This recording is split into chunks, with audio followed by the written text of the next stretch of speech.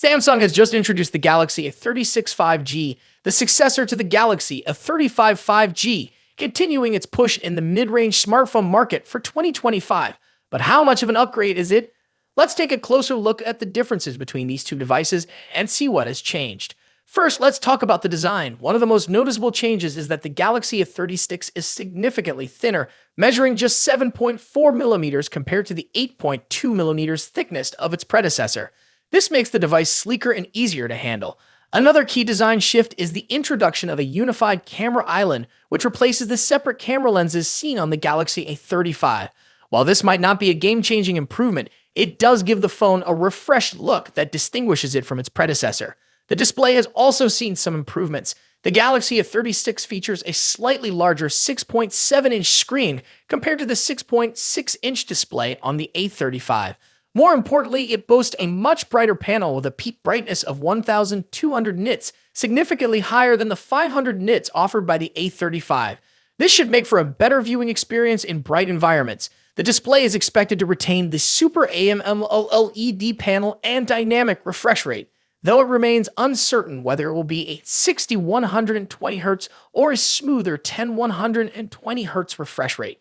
Under the hood, Samsung has made a major shift in processing power. The Galaxy A36 swaps out the Exynos 1380 chipset found in the A35 in favor of Qualcomm's Snapdragon 6 Gen 3. Built on a 5nm process, this chipset is expected to provide a better balance of power efficiency and performance. Early benchmark tests indicate that while CPU performance remains similar, the Galaxy A36 has a noticeable edge in GPU performance, which should enhance gaming and graphics-intensive tasks. RAM options will likely remain at 6GB or 8GB, but Samsung might introduce a high-end 12GB variant. Storage configurations will range from 128GB to 256GB, with no confirmation of a 512GB option.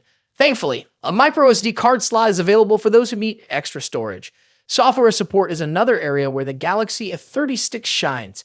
Samsung has committed to 6 years of software updates, compared to just 4 years for the Galaxy A35.